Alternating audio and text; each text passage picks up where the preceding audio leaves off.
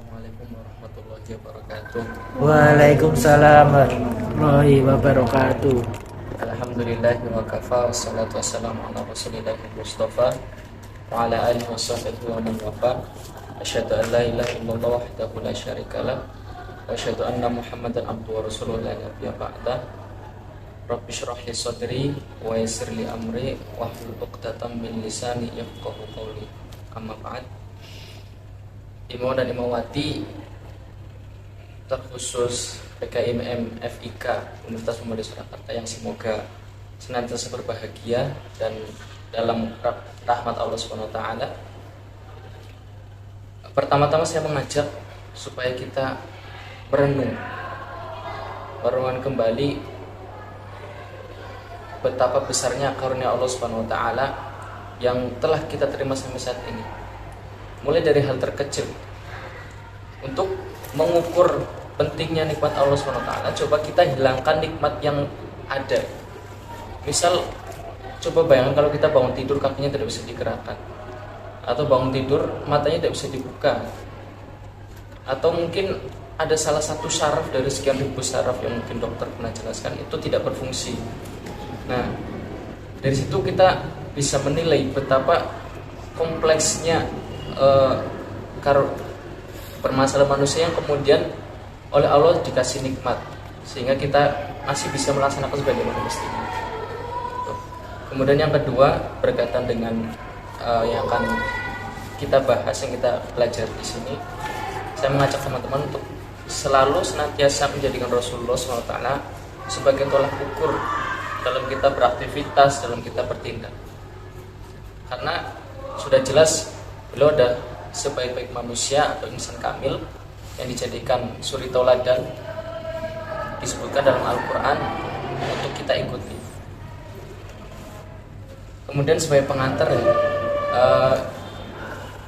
cerita sedikit, ini mungkin momen pertama saya berkunjung atau saya mengisi kegiatan di luar lingkup saya, maksudnya di luar geografis saya sebagai Imam Sukoharjo. Jadi untuk sekedar tahu, saya dari Fakultas Agama Islam. Jadi Imam saya Imam Abu, tuh di situ komisariatnya, pojok dekatnya Satpam. Ya dari dulu saya selalu di Imam Sukoharjo. Mungkin di komisariat iya, tapi baru komisariat Sukoharjo, dan ini pertama kali saya keluar Sukoharjo lah istilah. Nah, dan saya ingin berterima kasih sudah diberi kesempatan untuk belajar, terkhusus teman-teman imam-imamati dari IMM FIK UMS. Terus yang kedua, saya ingin membangun persepsi bersama bahwa walaupun namanya kegiatan ini kajian faedah, tapi sistemnya tetap diskusi. Artinya kita lebih banyak diskusinya. Menempatkan saya sebagai pemantik. Jadi saya pemantik ya, bukan narasumber istilahnya. Jadi untuk memantik aja. Karena saya pun sama-sama belajar. Dan juga kegiatan-kegiatan seperti ini tuh menurut saya sangat penting, karena selain mengupgrade kemampuan kita ya secara akademik lah istilahnya, tapi juga mengupgrade gairah kita untuk selalu semangat berorganisasi, terutama berhimpunan. Makanya ketika saya kemarin di komisariat itu benar-benar full online, kegiatannya online. Kampus itu nggak boleh ada kegiatan. Ya suasananya berbeda lah, hanya gairah berorganisasinya turun. Itu makanya itu mungkin jadi poin utama, poin penting juga buat kita syukuri. Keadaan sekarang sudah jauh lebih baik. Selain kita organisasi mungkin bisa lebih maksimal, kuliah juga kita lebih maksimal. Kemudian masuk kepada materi ya. Secara umum dulu, ketika disebutkan pengikut Nabi Muhammad, atau saya sebutkan Muhammadiyah lah. Mungkin teman-teman sudah bosan mendengar istilah Muhammadiyah secara definisi. Menurut saya itu hal yang fundamental. Pembahasan Muhammadiyah, RKJM terutama itu hal yang fundamental, hal yang dasar. Akan tetapi itu harus ada. Kalau kita tidak mulai dari hal yang dasar, nanti kita akan ke depan tidak tahu arah. Makanya penting mengetahui hal-hal dasar. Nah, Muhammadiyah itu secara bahasa tuh terdiri dari dua kata ya, Muhammad dan Iyah. Iyah yaitu penisbatan yang artinya pengikut. Muhammad dimaksud di sini itu Nabi Muhammad, pengikut Nabi Muhammad. Sedikit cerita, nama Muhammadiyah ini dulu Kiai Ahmad Dahlan ambil itu setelah melalui beberapa kali istikharah. Dan bahkan itu pun usulan sebenarnya dari salah satu muridnya. Kalau nggak salah namanya Muhammad Sangidu atau siapa. Itu kalau teman-teman buka di di muhammadiyah.org.id atau Fatwa Tarjih, itu ada referensi. Dan yang sangat disayangkan juga referensi tentang membahas historisitas Muhammadiyah yang terutama kayak gini ya, tentang pemikiran Kiai Ahmad Dahlan sendiri, itu literasinya sangat sedikit, referensinya sangat sedikit. Makanya kajian-kajian seperti ini pun yang punya kompeten, yang benar-benar mendalami itu sangat sedikit. Terutama saya sendiri, saya tidak mendalami sebenarnya, hanya dangkal-dangkal aja. Tuh. Kemudian kembali ke istilah pengikut Muhammadiyah, pengikut Nabi Muhammad. Ketika disebutkan pengikut atau yang dimaksud mengikuti Nabi Muhammad ini, setidaknya ada beberapa indikator. Yang pertama, mengikuti syariatnya, karena Nabi Muhammad ini membawa syariatnya, Rasul yang membawa syariat dari Allah SWT, maka kita wajib mengikuti syariatnya. Syariatnya apa? Ya kita tahu ibadah-ibadah mahdoh yang seperti sholat, zakat, itu kita laksanakan. Kemudian yang kedua, mengikuti apapun semampu kita. Apapun aktivitas Rasulullah SAW, kalau bisa kita ikuti. Apapun aktivitasnya, walaupun hal-hal kecil, semisal menyingkirkan batu di jalan, kemudian tidak duduk-duduk di jalanan secara beramai-ramai karena mungkin akan mengganggu orang yang lewat, atau mungkin orang yang mau lewat jadi pekewo istilahnya. Atau kemudian ketika kita memasak dan rasanya dirasa masakan itu mengeluarkan bau yang menyengat yang memungkinkan untuk tetangga menghirup bau tersebut, maka kita disunahkan untuk berbagi makanan. Bahkan dalam hadis disebutkan, man kana yu'minu billahi wal yawmil akhir falyukrim dhaifah. Menghormati tetangganya. Salah satu menghormati ya itu caranya. Itu. Kemudian yang ketiga atau menurut saya yang terakhir itu mengikuti cara pandang Rasulullah SAW. Rasulullah SAW atau Nabi Muhammad itu melihat sesuatu itu sangat objektif, atau dalam istilah sekarang tuh sangat toleran. Makanya Muhammadiyah itu kembali ke Muhammadiyah, menamakan Muhammadiyah supaya pribadinya pun demikian dengan organisasinya itu mempunyai pandangan yang toleran atau moderat, tidak kaku. Salah satu teman-teman bisa lihat ya, ketika Rasulullah itu meninggal, itu beliau tidak mewarisi jabatan, maksudnya setelah ini kepemimpinan dipegang Abu Bakar, enggak.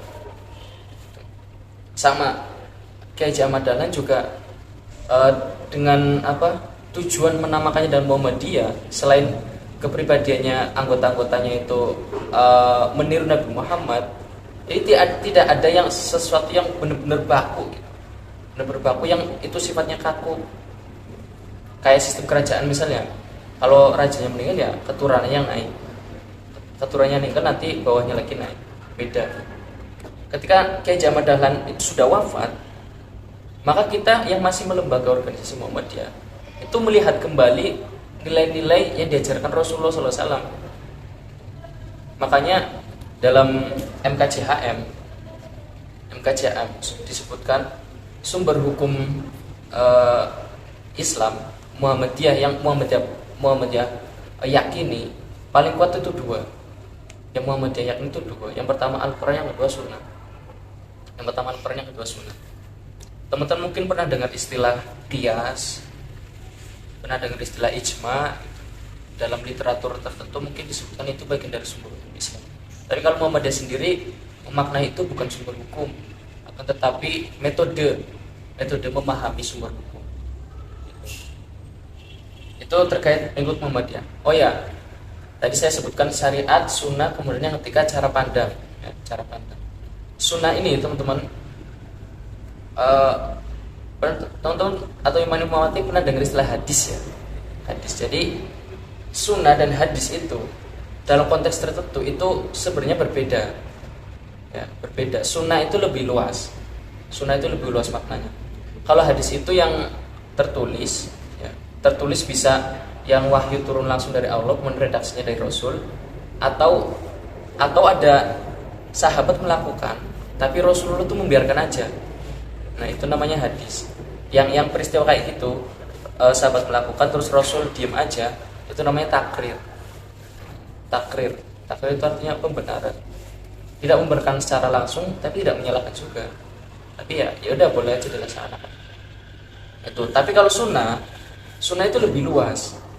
Kita mengikuti tadi ya, mengikuti apa yang sebisa mungkin, semaksimal mungkin, mengikuti gaya hidup, ya, gaya hidup Rasul, cara berjalan misal, cara beliau makan, cara beliau berbicara, cara beliau banyak lain sebagainya lah. Sunnah itu lebih luas. Kalau hadis kan yang dibukukan. Tapi dalam konteks tertentu ya, dalam konteks lain. Tapi biasanya kita nyebut sunnah Rasul ya hadis sama aja. Tapi kalau untuk pembahasan ini saya sebutkan kita mengikuti Rasul itu selain mengikuti apa yang beliau katakan tentang hadis, tapi kita mengikuti apa yang beliau menjadi aktivitas beliau. Rasulullah SAW. Tuh, kemudian apalagi ya? Oh ya, ini masuk ke MKJHM juga enggak? Ya mungkin kalau mau kayak sedikit bersinggungan pun nggak apa-apa mas. Oke. Soalnya kalau bicara tentang pengikut Nabi Muhammad, saya mungkin menjelaskannya sampai sini. Nanti mungkin dilanjut dengan diskusi, dengan tanya jawab gitu. Kemudian sedikit saya bahas tentang MKJHM ya. Jadi mungkin ada yang baru dengar, ada yang baru dengar, ada yang sudah lama, terutama yang semester 4 ke atas itu biasanya ada mata kuliah kemuhammadiyahan. Atau teman-teman yang sekarang semester 3 kan ada semester 4 ada kemuhammadiyahan. Nah, terkait ideologi Muhammadiyah ada terutama tentang MKJHM. Ada 2 buku yang saya rekomendasikan buat teman-teman baca. Dan insya Allah ini sudah memenuhi, maksudnya kalau teman-teman atau Imam Mawati mau mencari makna tentang MKJHM atau ideologi lain gitulah, kayak Khitoh misal, kayak kepribadian Muhammadiyah, kemudian PHIWM. Ada yang pertama ini bukunya, terbitan Suara Muhammadiyah, judulnya Manhaj Gerakan Muhammadiyah. Ini yang membahas tentang itu semua gitu. Jadi teman-teman kalau mungkin tidak sempat ikut diskusi terkait hal ini, terkait pembahasan ini, teman-teman bisa baca buku ini.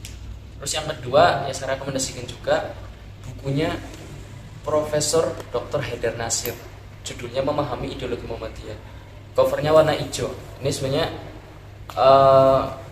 saya nggak punya bukunya karena saya biasanya minjem. Nah ini karena mau diskusi, saya beli. Kemarin tanggal 22 saya ke Suara Muhammadiyah di Jogja, kemudian beli ini. Teman-teman kalau main ke Jogja itu coba main ke Suara Muhammadiyah. Itu mungkin dari Taman Pintar ya, atau Taman Pintar atau shopping itu nggak sampai 10 menit, cuma lurus sedikit nanti ada di kiri jalan. Nah, itu kalau mau belajar. Kemudian masuk lagi kembali ke MKCHM. MKCHM itu kepanjangnya adalah Matan Keyakinan dan Cita-Cita Hidup Muhammadiyah. Teman-teman tahu matan itu artinya isi ya. Kalau disebutkan hadis, hadis itu kan ada beberapa bagian. Ada rawi, ada matan. Matan itu isi. Nah, isinya daripada MKCHM itu ada 5 poin. 5 poin ini kemudian dibagi menjadi 3 kelompok. Sebenarnya tujuan pembagian ini bukan memisahkan ya, tapi lebih supaya enak buat memahaminya gitu. Yang di share di Google Drive itu kan tentang MKCHM. Iya. Ya, itu MKCHM. Itu poin-poinnya ada 5. Ada 3 kelompok. Kelompok pertama itu poin 1 dan 2. Kelompok 2 poin 2 dan 3 dan 4, dan yang terakhir kelompok 3 poin kelima. Kelompok 1 dan 2 membahas tentang ideologis, tentang Muhammadiyah. Jadi sebagaimana tadi sedikit diskusi kecil lah, obrolan kecil yang saya dan Mas Iman Amin dan Imawati siapa tadi, Fauzia dan Imawati Alfi tadi waktu awal-awal, bahasanya dalam berorganisasi pun kita perlu di-upgrade, sama kayak keimanan kita tuh perlu di-upgrade, karena sering berkembangnya zaman, tantangan itu lebih kompleks lagi. Nah, persoalan lahirnya MKCHM itu dulu latar belakangnya adalah peristiwa Orde Lama, Orde Baru. Yang ketika itu banyak tokoh-tokoh Muhammadiyah yang ikut berkecimpung di dunia politik, atau lebih detailnya lagi di Partai Masyumi waktu itu, Masyumi. Nah, saking banyaknya seolah-olah Masyumi ini sudah jadi kayak Muhammadiyah, karena emang orang-orangnya Muhammadiyah. Jadi kalau di sejarah itu hal itu menjadi alat PKI untuk memprovokasi supaya Masyumi dibubarkan, bahwa Muhammadiyah itu adalah Masyumi itu Muhammadiyah. Gerakan sosial ke masyarakat dengan gerakan politik tentu tidak boleh bercampur. Nah, akhirnya gimana caranya supaya kita tuh kembali ke yang dulu? Makanya muktamar waktu itu ke 40 berapa ya? Kalau nggak salah tahun 1969, dengan tema memuhammadiyahkan kembali Muhammadiyah. Makanya kembali lagi poinnya yang teman-teman udah baca mungkin ya. 1, saya baca biar sesuai referensi aja. 1, Muhammadiyah adalah gerakan Islam. Sampai selesai lah teman-teman udah baca. 2, Muhammadiyah berkeyakinan bahwa Islam adalah agama yang diwahyukan kepada Rasul sejak Nabi Adam sampai Nabi Muhammad SAW dengan tujuan kebaikan hidup manusia di dunia dan akhirat. Kemudian kelompok yang kedua terkait faham agama dalam Muhammadiyah. Muhammadiyah dalam mengamalkan Islam berdasarkan Al-Quran dan Sunnah, sumber hukum tadi yang saya sebutkan. Itu di poin ketiga. Kemudian yang keempat, Muhammadiyah bekerja untuk terlaksananya jalan-jalan Islam yang meliputi bidang-bidang akidah, akhlak, ibadah, dan muamalah duniawiyah. Dari sini kita bisa menilai bahwasanya Muhammadiyah ini memang lebih fokus kepada gerakan sosial kemasyarakatan, tidak pada gerakan politik. Nah, hal-hal itu nanti diperkuat lagi kepada rumusan-rumusan ideologi lain, misal kayak yang periodenya Prof. Muhammad Yunus Anis gitu, kepribadian Muhammadiyah gitu. Dan kelompok yang terakhir mengandung persoalan mengenai fungsi dan misi Muhammadiyah. Muhammadiyah selain bervisi atau bertujuan masyarakat adil yang sebenar-benarnya, Muhammadiyah atau Kiai Haji Dahlan meyakini bahwasanya nilai-nilai Islam itu kalau bahasanya Kiai Hajar Dewantara itu continue, convergent. bahasa istilahnya Ki Hajar Dewantara itu continue, yakni bahwasanya ilmu itu selalu berkaitan. Nah, makanya Muhammadiyah dalam berbangsa itu ingin supaya bangsa ini menjadi bangsa yang baldatun thayyibatun wa rabbun ghafur. Gimana caranya? Yaitu dimulai dari pribadi-pribadi. Makanya umat Islam yang sebenar-benarnya. Dan perlu digarisbawahi juga kalimat umat Islam yang sebenar-benarnya. Jadi umat Islam yang sebenar-benarnya bukan negara Islam yang se-Islam-Islamnya. Beda ya. Kita Muhammadiyah ini bukan bertujuan untuk mendirikan mendirikan negara Islam, enggak. Tapi Muhammadiyah ini bercita-cita supaya orang Islam itu ya Islam yang sebenar-benarnya gitu. Islam sebenarnya itu yang kayak apa? Ya kayak tadi. Kita berjalan, ada batu di jalan disingkirkan. Itu level paling rendah ya dalam level rendah dalam iman. Kalau ulama yang mengurutkan level iman itu mungkin ke 100 berapa. Nanti level ke atasnya kita terbuka, inklusif kalau bahasanya Muhammadiyah, atau moderat atau toleran. Nah, mungkin itu sedikit dulu ya yang dapat saya sampaikan, daripada nanti saya lebih banyak berceramah ya. Mungkin lebih baik kita berdiskusi, belajar bersama. Mungkin itu saja, saya kembalikan dulu ke moderator.